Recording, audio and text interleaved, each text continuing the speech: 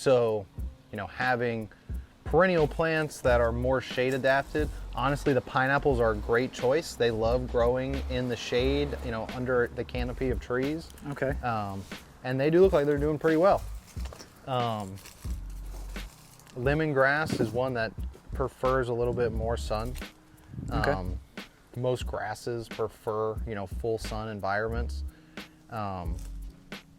But you know, we talked about the citrus trees really liking a little bit of shade, and so this would be a really good spot for one of them because they're going to get plenty of sun in the morning, and then they're going to get filtered sunlight until probably, you know, maybe 4 or 5 p.m., which will be plenty for them, and they won't be as set back by the nutrient deficiencies in the soil like, you know, an annual plant would be that is trying to grow really fast and absorb as much as possible as soon as it can. You know, perennial plants are more comfortable taking their time and waiting for conditions to become ideal and just kind of surviving until then.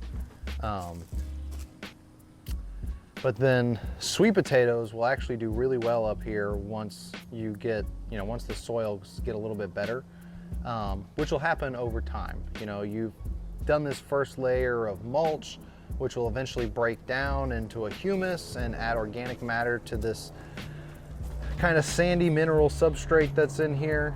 But then also adding things like compost and compost extracts are going to help a lot.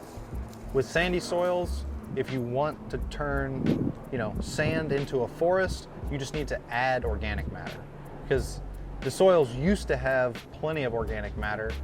Ideally you're looking at like 5% organic matter, whereas most of our lawn soils and just generally disturbed soils in Florida these days are less than 1% organic matter. Wow, okay. And so returning that organic matter is really the first step and the biggest step in, you know, bringing those soils back to a productive state. And you know, mulch is a great way to do that. It's just slower than adding already decomposed material to the soil.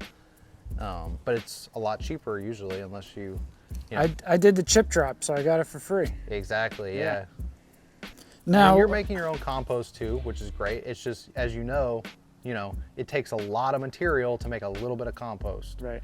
And that's where the compost extracts would probably come in handy for you, because you can take that little bit of compost and then add, you know, humic acids to this whole area, whereas, you know, you started with just a handful of compost, which wouldn't go very far. Right. But now you're able to spread it over a much larger area because you know, multiplied that microbial population. Yeah. Now, I'm sure it's different for sunlight areas, but as far as like this mulch decaying and bringing in another layer, is it typically like a year, 2 years? Depends on, so in Florida, it's typically, you could get away with a year, but about 8 months, you know, that's when you're gonna, well, I guess it also depends on how thick you started with. I always recommend for people to start with at least 8 to 10 inches of a wood chip mulch. Okay. That way, you know, it's really going to suppress the weeds. Doing that cardboard layer also helps, because you want to kill off, you know, that existing layer of growth, if, right. You know, because typically that's your goal with a mulch. Is that what produces this crazy kind of fungus everywhere? Yeah, the wood chips. Okay. So it's called dog vomit.